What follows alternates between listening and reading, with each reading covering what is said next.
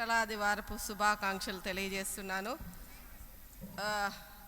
ఈరోజు మరి విజయోత్సాహంగా యేసు ప్రభు యెరూషలేము ప్రవేశం చేశారు.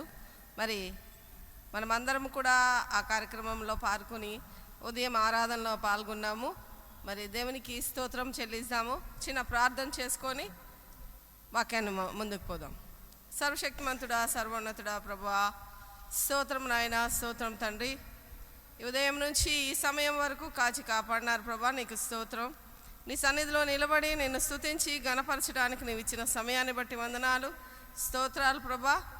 ప్రభా, ఇప్పుడు నేను ఈ వాక్యము 7వ మాట చెప్పనయుండగా తండ్రి, నన్ను నీ రెక్కల చాటును భద్రపరిచి నీ కృపలో నడిపించి నీ సహాయం అనుగ్రహించి నీవు మాత్రమే మాట్లాడమని నజరేయుడైన యేసయ్య అతిశక్తి గల నామంలో ప్రార్థించి అడిగి వేడుకొని పొందించున్నాను మా తండ్రి, ఆమేన్.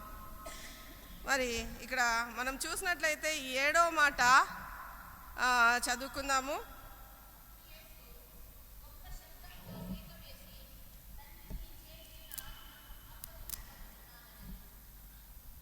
మరి ఇది యేసు ప్రభు విజయోత్సాహంతో చెప్పిన మాట. విజయోత్సాహం అంటే ఏమంటే, మరి ఎన్నో ఈ 7 మాటలు ఆయన చెప్పారు. మొదటి మాట దానికంటే ఏమైంది, దానికంటే ముందు మరి చూసినట్లయితే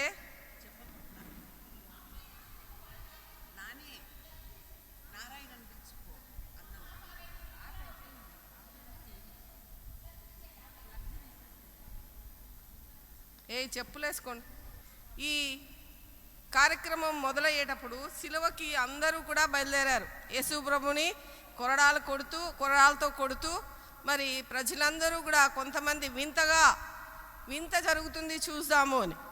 మరి యెరూషలేము స్త్రీలైతే ఎంతో బాధగా మరి యేసు ప్రభుని హింసిస్తుంటే ఆయన యందు భయభక్తులు గల స్త్రీలు రొమ్ము కొట్టుకుంటూ ఏడుస్తూ ఆయన వెంట వచ్చారు. అప్పుడు ఏమన్నాడు యేసు ప్రభు, చూడండి, లూకా సువార్త 23వ అధ్యాయము 27వ వచనం. గొప్ప జనసమూహము ఆయనను గూర్చి రొమ్ము కొట్టుకొనుచు దుఃఖించుచునున్న చాలామంది స్త్రీలు ఆయనను వెంబడించిరి. యేసు వారి వైపు తిరిగి, యెరూషలేము కుమార్తెలారా, నా నిమిత్తము ఏడవకండి, మీ నిమిత్తము మీ పిల్లల నిమిత్తము ఏడవండి అన్నాడు. చూడండి, దేవుడు ఎంత ఆయన ఈ శిలువ శ్రమ అనేది మన కొరకే భరించాడు కదా. అలాంటి పరిస్థితుల్లో ఎంత దుఃఖమున్నా ఎంత బాధ ఉన్నా ఆయన చెప్తున్నారు, అమ్మా నా కోసం ఏడవద్దండి, ఇది నేను నిర్ణయించుకున్నది, మీరు నిర్ణయించింది కాదు. కాబట్టి నేను హింస అనుభవించాలి అని నా తండ్రి ద్వారా నాకు ఆజ్ఞ అయింది. కాబట్టి మీరు నా కోసం ఏడవద్దు, మీకోసం మీ జీవితాలు మార్చుకోండి. ఇప్పటికైనా చూస్తున్నారు, మీరు ఇప్పటికైనా మారి మీ రక్షకుడు ఎవరై ఉన్నారో ఆయన యందు విశ్వాసం ఉంచి మీరు నడవండి అని దేవుడు వాళ్ళకి ఆజ్ఞాపిస్తున్నాడు. మరి ప్రభు ఈ విషయంలో ఈ మాట పలికేటప్పుడు మనం చూసినట్లయితే ఆయన సమస్తాన్ని ముగించి తండ్రికి తన ఆత్మను అప్పగించాడు. తండ్రికే ఎందుకు ఆత్మను అప్పగించాడు? ఆయన విధేయుడు గనుక, తండ్రి మాటకి జవదాటని కుమారుడు కాబట్టి ఆయన తండ్రి ఏ విధంగా చెప్పాడో ఆ విధంగా చేశాడు. మరి ఒక చోట చెప్తాడు దేవుడు, దేవా తండ్రి, నీ చిత్తమైతే ఈ గిన్నెను నా నుండి తొలగించు అన్నాడు. కానీ మళ్ళీ ఏమన్నాడు, నా చిత్తం కాదు తండ్రి, నీ చిత్తమే జరిగించు. నువ్వు ఎలా చెప్తే నేను అలా వింటాను. కాబట్టి నీవే విధంగా నన్ను నడిపిస్తే నేను ఆ విధంగా నడుస్తాను. మరి మనం కూడా ఏం చెయ్యాలి అంటే, దేవునిలో నడుస్తున్నాం, కొన్ని సమస్యలు వస్తాయి, మనుషులకి బాధలు వస్తాయి, అవమానాలు వస్తాయి. పొద్దున పాస్టర్ గారు కూడా చెప్పారు, నిన్న చాలా శ్రమల గురించి ఈ వారంలో చాలామంది చెప్పారు. అవన్నీ జరుగుతూ ఉంటాయి. కానీ వీటన్నిటికీ అనుమతించేది ఎవరు? దేవుడే.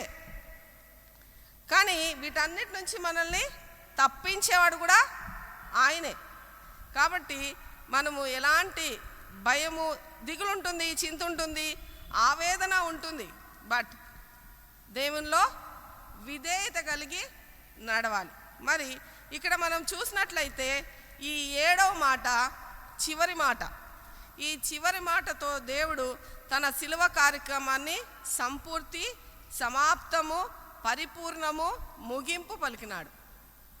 ఈ 7 అనే సంఖ్యకి మనం చూసినట్లయితే దేవుడు ఏర్పాటు చేసిన వారానికి 7 దినాలు. అదేవిధంగా మరి దేవుడు 6 దినాలు సృష్టి కార్యక్రమాన్ని చేసి అదంతా కూడా పరిపూర్ణంగా ఉంది, సంతృప్తికరంగా ఉంది అని ముగించి 7వ దినాన విశ్రాంతి దినంగా ప్రకటించాడు. అదేవిధంగా మళ్ళీ మనం చూసినట్లయితే ఆ వాక్యం అయితే ఆదికాండం 2వ అధ్యాయము 2వ వచనంలో ఉంటుంది. మరి అదేవిధంగా తర్వాత దేవుడు ఏమంటాడంటే, తాను చేసిన దానిని ఆశీర్వదించి పరిశుద్ధతతో దాన్ని పరిశుద్ధపరిచాడు. ఆ వారాన్నంతా ఆ దేవుడు ఏదైతే చేశాడో దాన్ని పరిపూర్తి చేసి పరిశుద్ధతతో దాన్ని ఆశీర్వదించాడు.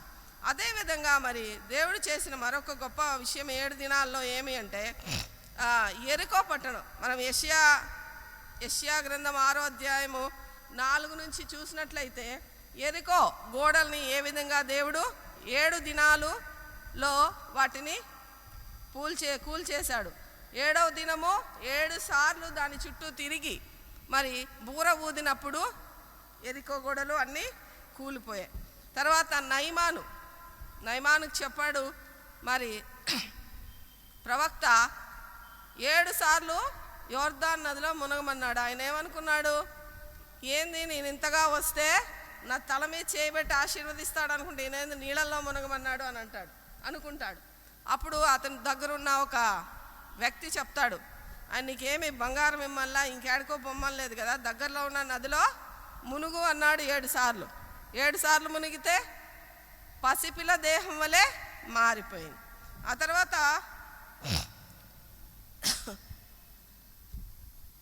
పౌలు పత్రికలు రాశాడు. 7 సంఘాలు ఆయన ఏర్పాటు చేసి 13 పత్రికలు రాశాడు. అదేవిధంగా మనం ప్రకటన గ్రంథంలో చూస్తే అక్కడ మనకి 7 సంఘాలు కనపడుస్తాయి. 7 అనే సంఖ్య, అక్కడ దీపాలు, 7 దీపాలు, బూరలు, మరి అంతేకాకుండా దీపస్తంభం మీద మరి 7 దీపాలు, ఇవన్నీ కూడా మన 7 అనే సంఖ్యకి మరి దేవుడు ఎంత విలువనిచ్చి మరి ఆయన తన మాటను 7వ మాటను, ప్రశస్తమైన మాటను ఆయన పలికి ఉన్నాడు. మరి మనం అదేవిధంగా చూసినట్లయితే ఈ 7 మాటల్లో కూడా దేవుడు 3 సార్లు మరి బిగ్గరగా కేక వేసెను. 4వ మాట మరి ఆయన 4వ మాటలో దేవా దేవా నా చేయి ఎందుకు విడిచావు అని అడిగాడు. అది ఒక మానవుడుగా అంతవరకు దేవుని స్వరూపంలో ఉన్న మనిషి, దేవుడు యేసు ప్రభువు అప్పుడు మనిషి యొక్క పాపాలన్నింటినీ తన మీద మోసుకొని మానవ రూపాన్ని పొందాడు. ఆ విధంగా పొందడం వల్ల ఆయన ఆ పాప భారాన్ని సహించలేక దేవా అంటే తండ్రి అన్న పిలిచిన వాడు ఆయన దేవుణ్ణి జ్ఞాపకం చేసుకుంటున్నాడు. మానవుడికి మాత్రమే దేవుడు అవసరం. కాబట్టి ఇక్కడ ఈ మానవ రూపంలో ఉన్న యేసు ప్రభువు తండ్రిని దేవా ప్రభువా నా రక్షక నన్ను రక్షించు అని దేవుణ్ణి అడుగుతున్నాడు. అదేవిధంగా 6వ మాటలో కూడా సమాప్తమైనది అని బిగ్గరగా కేక వేశాడు. మరి ఈ మాటలన్నీ కూడా మరి ఆఖరి మాట తండ్రి నీ చేతికి నా ఆత్మను అప్పగించుకొనిచున్నాను. మరి ఈ మాటలో కూడా మనము ఆయన బిగ్గరగా కేక వేసును అంటే మనం చూసినట్లయితే ఇది విజయోత్సాహంతో దేవుడు పలికిన మాట. మనం ఈ 7 మాటల్ని చూసినట్లయితే మొదటి మాటలో దేవుని యొక్క క్షమాపణ, దయ, కరుణ, మరి ప్రజల పట్ల ఆయనకున్న కన్సర్న్ తెలుస్తుంది. 2వ మాటలో నీవు నాతో నేడే పరదేశులో ఉందువు అనే మాటకి దేవుడు రక్షణ భాగ్యాన్ని మన కొరకు రక్షణ భాగ్యాన్ని ఏర్పాటు చేశాడు.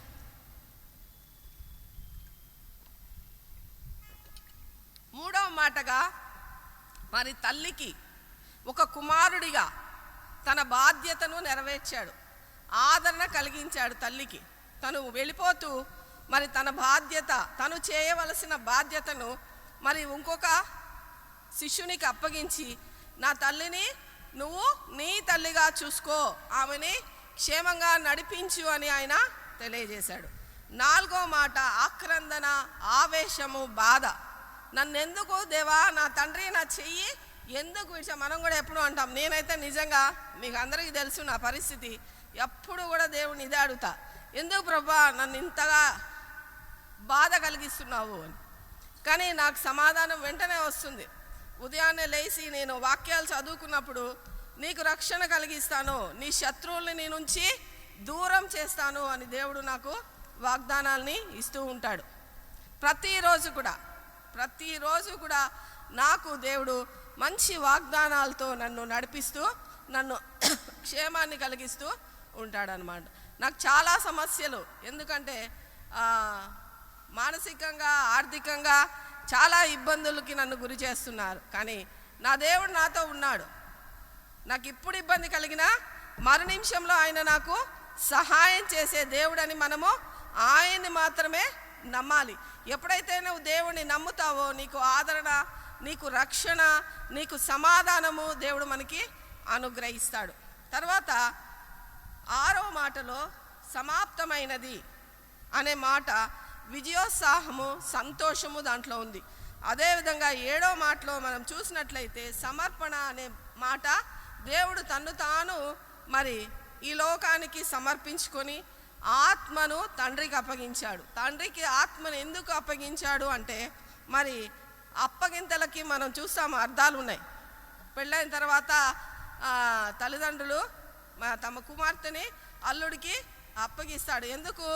అల్లుడిని చేసుకున్నాం కదా, వాడు బాగా చూస్తాడని. కానీ వాళ్ళకి తెలియదు అప్పుడు ఎలా ఉంటుంది పరిస్థితి అని. కానీ దేవుడు అలాంటి వాడు కాదు. మన దేవుడు అలాంటి వాడు కాదు. ఆయన సమస్తాన్ని నెరవేర్చి మన కోసం తన జీవితాన్ని పణంగా పెట్టి మన సంరక్షణకు, మన యొక్క ఆదరణకు, మన యొక్క సమస్తం కోసం ఆయన మనల్ని నడిపించే దేవుడై ఉన్నాడు. ఆయన తన్ను తాను తగ్గించుకొని రిక్తునిగా చేసుకొని మరి మన కోసం తన జీవితాన్నంతా ధారపోసాడు. దాసుని రూపము దాల్చుకొని మరి తన శరీరాన్ని సైనికులకు అప్పగించాడు. వాళ్ళు ఏం చేశారు? ఆయన్ని కొరడాలతో కొట్టి ఆయన వస్త్రాల్ని పంచుకున్నారు. అదేవిధంగా మరి ఆత్మని అప్పగించడానికి మరొక కారణం ఏమంటే, తండ్రితో సంబంధం కలిగి ఉన్నాడు కాబట్టి. ఆయన తండ్రికి ఏకైక ప్రియమైన, నమ్మకమైన, విధేయత గల కుమారుడు కాబట్టి తండ్రి కుమారుని యొక్క ఆవేదనను అర్థం చేసుకునే తండ్రి ఆయన. మరి తండ్రి, కుమార, పరిశుద్ధాత్మ అని మనం చెప్తాం. ఈ తండ్రి కుమారులు ఇద్దరు కలిస్తేనే పరిశుద్ధాత్మ. ఎప్పుడైతే తండ్రి మాట కుమారుడు విని ఆయనకు లోబడి ఉంటారో వారిద్దరూ కలిసి మనకు పరిశుద్ధాత్మను అనుగ్రహిస్తారనమాట. ఆ విధంగా జీవితంలో మనము దేవునికి అతి సమీపంగా ఉండగలుగుతాం. ఎప్పుడైతే మనం నమ్ముతామో దేవుణ్ణి, ఆయనలో మనం ఎప్పుడైతే నడుస్తామో ఆయన మనకి సమస్తాన్ని ఇస్తాడు. ఆత్మని అప్పగించాడు అంటే ఆత్మ తండ్రి దగ్గర మాత్రమే భద్రంగా ఉంటుంది. ఎందుకంటే తండ్రి కుమారుడు ఏకమై ఉన్నారు కాబట్టి. ఆ తండ్రి కుమారులు ఇద్దరు ఏకమై ఉన్నందువలన దేవుడు వాళ్ళకి సంరక్షణ అనేది కలిగించాడు. మరి అదేవిధంగా తండ్రి ప్రవచనాలు నెరవేర్చడం కోసం దేవుడు మనకి బైబిల్లో అనేక ప్రవచనాలు ఉన్నాయి. అవన్నీ కూడా నెరవేరిన ఇప్పుడు మనం చూసినట్లయితే మరి ఈ 7 వాక్యాలు కూడా, మరి దేవుడు చెప్పిన 7 మాటలు కూడా ప్రవచన రూపంలో ఉన్నాయి. అవి మళ్ళీ చెప్తాను ఇప్పుడే నేను. మరి దేవుడు మనిషిని నమ్మడు. ఎందుకు అంటే మనం చేసే పాపాలను బట్టి. ఇస్కరియోతు యూదా ఉన్నాడు, అతను దేవుడు అతన్ని ఎంతగానో నమ్మాడు. బట్ అతనేం చేశాడు? సో అందుకోసమే దేవుడు తన తండ్రికి మాత్రమే మానవులు నమ్మదగిన వారు కారు, పాపాత్ములు. పాపం చేసి దేవుడు అనుగ్రహించి మహిమను మనము పొందలేకపోతున్నాం. కాబట్టి మన పాపాలకి ఆయన ప్రాయశ్చిత్తం చేసినాడు. కాబట్టి మరి దానిని మనకిస్తే మనం దాన్ని ఏదో చేసేస్తాం, తినేస్తాం కోసుకుని ఖచ్చితంగా. ఎందుకంటే మనిషికి మరి ఆశ కంటే అత్యాశ చాలా ఎక్కువగా ఉంది మనిషికి. కాబట్టి ఆ అత్యాశ వలన దేవుణ్ణి కూడా మనము ఒప్పుకోలేము. అది కూడా మనకి సమస్తం మనకే కావాలి. మనం మాత్రమే బాగా ఉండాలి. పక్కన వాళ్ళు బాగున్నా కానీ మనకి సరిపోదు. పక్కన వాళ్ళు ఎందుకులేండి, సొంత తమ్ముడు బాగున్నా కానీ, సొంత చెల్లి బాగున్నా కానీ తోబుట్టువులకి సరిపోదు. కాబట్టి అలాంటి పరిస్థితుల్లో ఉన్న మనల్ని దేవుడు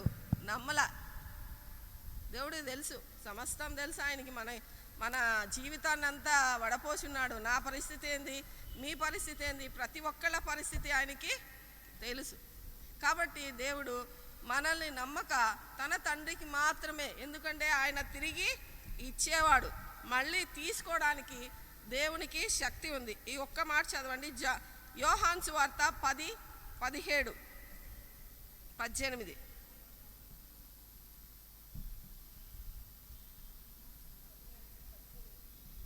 పది 17.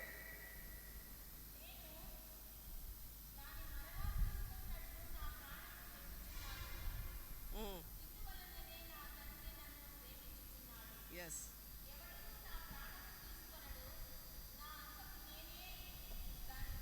పెట్టుచున్నాను.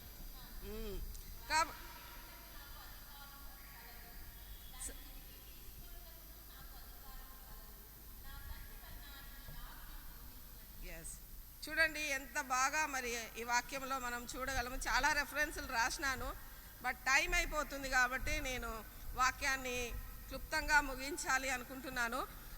సో ఇప్పుడు మనం చదువుకున్న వాక్యంలో మరి తన తండ్రిని ఆయన అసలు మరి తండ్రి కుమారుల అనుబంధం ఈ రోజుల్లో ఏమో తెలియదు, కానీ మరి తల్లిదండ్రులు మనల్ని ఎంతో ప్రేమిస్తారు.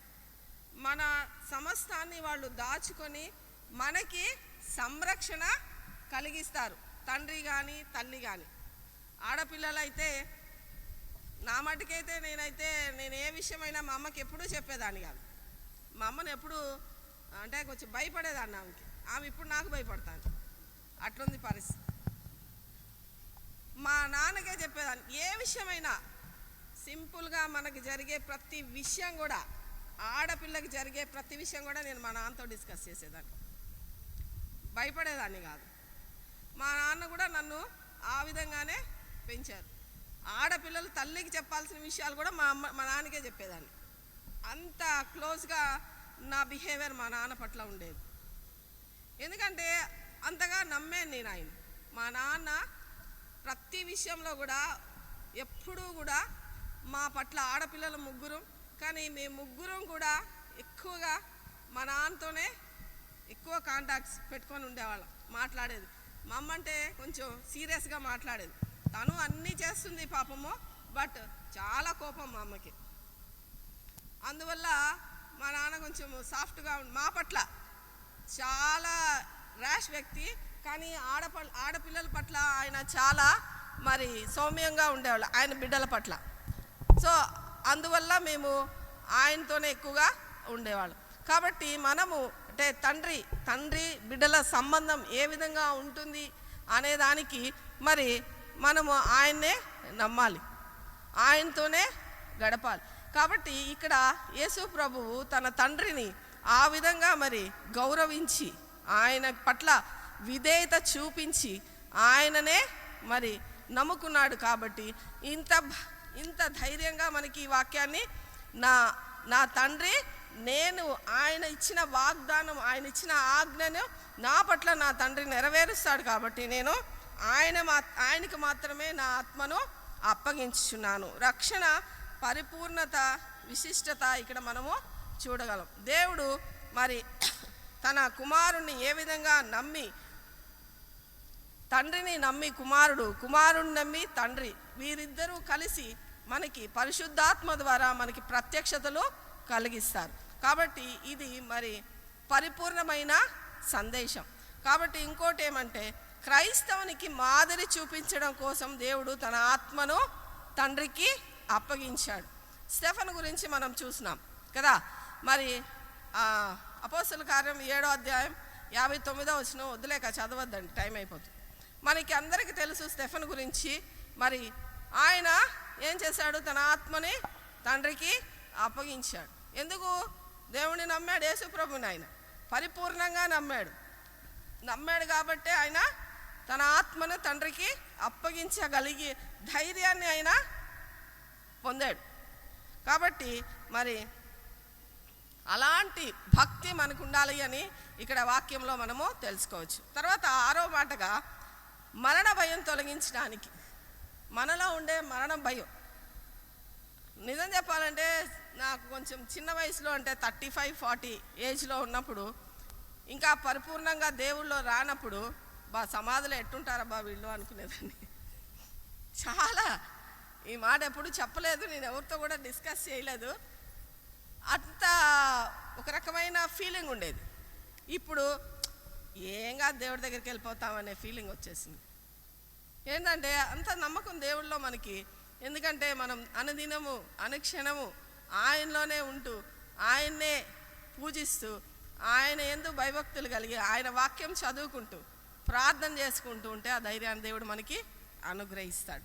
కాబట్టి మనము దేవునిలో ఉండి దేవుని యొక్క శక్తిని కలిగి ఆయనలో నడవగలిగితే మనము ఈ మరణ భయాన్ని కూడా మనము తొలగిస్తాడు దేవుడే. తర్వాత మన ఆత్మల మేల్కొల్పు కోసము ఆయన తన ఆత్మను తండ్రికి అప్పగించాడు. మనం కూడా అదే ఇప్పుడు చెప్పాను కదా, మనం చనిపోయిన తర్వాత మనం ఎక్కడికి పోతాం అబ్బా అని అనుకుంటాం కదా. చాలామందికి డౌట్లు ఉండొచ్చు. కానీ ఇంతకాలం మనం క్రైస్తవులుగా ఉన్నాం కాబట్టి మనకి దేవుని యందు ఆ నమ్మకం అనేది కలుగుతుంది. దేవుడు మనల్ని తన దగ్గరికి తీసుకుంటాడు, మన ఆత్మను ఆయనలో ఉంచుకుంటాడు. ఎందుకంటే మనము జన్మించినప్పుడు ఈ శరీరంలో దేవుడు పెట్టిన ఆత్మ, అది ఆత్మ దేవుడు పెట్టినది. శరీరము మట్టిలోకి, ఆత్మ దేవుని యొద్దకు వెళ్తుంది. కాబట్టి ఈ విధంగా దేవుడు మనకి ఈ వాగ్దానాలన్నింటినీ చేసి మనల్ని ముందుకు నడిపిస్తూ ఉన్నాడు. మరి ఆత్మను అప్పగించి ఆయన పరిశుద్ధాత్మ ద్వారా మనకి మంచి సందేశాన్ని ఇస్తున్నాడు. ఏమనంటే, మీరందరూ కూడా నా బిడ్డలు, మీ ఆత్మలన్నింటినీ కూడా నేను చేర్చుకొని మీరందరూ కూడా పరలోకంలో నాతో కూడా ఉండడానికి మీకు స్థలాలు సిద్ధపరచడానికి వెళ్ళాను అని చెప్పాడు దేవుడు కదా. ఆ విధంగా మనందరికీ కూడా ఆయన రక్షణ కలిగించాలని, ఆత్మలను రక్షించాలి, ఆత్మలను అప్పగించాలి అని దేవుడు మనకి తెలియజేస్తున్నాడు. అదేవిధంగా ఇక్కడ మనకి ఈ 7 వాక్యాలు కూడా, లేఖనాలు ఏ విధంగా ఉన్నాయి అనేది తెలియజేస్తాను. తండ్రి, వీరేం చేయుచున్నారో వీరెరుగరు గనుక వీరిని క్షమించుము అని ఉంది. యెషయా 53:12లో తిరుగుబాటు చేసిన వారిని గూర్చి విజ్ఞాపన చేసెను కదా. మరి వీళ్ళందరూ తిరుగుబాటు చేశారు యేసయ్య మీద, ఆయన్ని అప్పగించారు. వారందరి గురించి కూడా దేవుడు ముందుగానే, యెషయా గ్రంథం అంటే ఆయన చనిపోయింది క్రొత్త నిబంధన కాలంలో, ఇది పాత నిబంధన కాలంలో జరిగిన వాక్యాలు. వాటన్నిటిలో కూడా దేవుడు మనకి ఈ ప్రవచనాల ద్వారా మనకి రక్షణ కలిగిస్తూ మంచి మార్గము మనకి చూపిస్తున్నాడు. 2వ మాట, నేడు నీవు నాతో కూడా పరదేశంలో ఉండు. మత్తయి సువార్త 1:21. తన ప్రజలను వారి పాపం నుండి ఆయనే రక్షించును. ఇది రక్షణ వాక్కు, ఆత్మీయమైన దేవుని వాక్కు. 3వది, అమ్మా ఇదిగో నీ కుమారుడు అనేదానికి లూకా 2:35, నీ హృదయంలో ఒక ఖడ్గము దూసుకొని పోవును అని మరి చెప్తాడు అక్కడ సిమియోన్. అక్కడ మరి ఇది ప్రేమ వాక్కు దేవుడు ఆమెకు ఆదరణ కలిగించి ఆమెను సంరక్షించే మాటలు ఆమెకి తెలియజేశాడు. అదేవిధంగా నా దేవా నా దేవా నన్నెందుకు చేయి విడిచితివి అనేది కీర్తన 21:1 ఉంది. దేవా నా దేవా నీవు నన్నేలా విడనాడితివి. వేదన ఆక్రందన ఇందుట్లో మనకి కనపడుతుంది. నేను దప్పిగొలుచున్నాను. కీర్తన 69:21 నాకు దప్పి అయినప్పుడు చిరకను త్రాగనిచ్చిరి కదా. తర్వాత ఇది శ్రమలో ఆయన పలికిన మాట. 6 సమాప్తి అయినది. కీర్తన 22:31 ఆయన దీనిని చేసెను, మరి దీనిని చేసి ఈ కార్యము చేసి ఈ ఘనకార్యము ఈ గొప్ప కార్యము చేసి ప్రజలందరికీ కూడా రక్షణ కలిగించాడు. 7వది తండ్రి నీ చేతికి నా ఆత్మను అప్పగించుకొనుచున్నాను. ఇది కీర్తన 31:5 నా ఆత్మను నీ చేతికి అప్పగించుకొనుచున్నాను అని మరి జయోత్సాహంతో గొప్పగా మరి ఆయన తన విజయమైన వాక్కును పలికి సమర్పణ అనేది దేవుడు మనకి సమర్పించి తన్ను తాను సమర్పించుకొని మనకి రక్షణ కలిగించడానికి ఆయన ఈ సిలువ యాగాన్ని చేస్తున్నాడు. ఇలాంటి మంచి దేవుణ్ణి మనము కలిగి ఉండి ఆయనలో నడవడానికి మనందరము కూడా ముందుకు పోవాలని అనుదినము స్త్రీలుగా మనము అనుదినము మన కుటుంబం కోసం మన బిడ్డల కోసము. కొంతమంది అయితే భక్తులు చెప్తుంటారు, రాత్రులు మనం పిల్లలందరూ నిద్రపోయిన తర్వాత ప్రతి బిడ్డ పడక దగ్గరికి పోయి ప్రార్థన చేయాలి. కానీ అంత చేయలేం. కానీ కనీసం మన పడక దగ్గర మోకరించి మన పిల్లల కోసము మన సమస్తాని కోసము మన దేవుణ్ణి మనం ప్రాధేయపడి ఆయన దగ్గర మన విజ్ఞాపనలు కలిగించి ఈ విధంగా దేవుడు తనను తాను ఏ విధంగా సమర్పించుకున్నాడో మనం కూడా ఆ దేవదేవునికి మన జీవితాలు సమర్పించుకోవాలని కోరుకుంటూ ఈ అవకాశం ఇచ్చిన మీ అందరికీ కూడా ధన్యవాదాలు తెలియజేస్తూ ఈ వాక్యాన్ని ముగిస్తున్నాను. Thank you.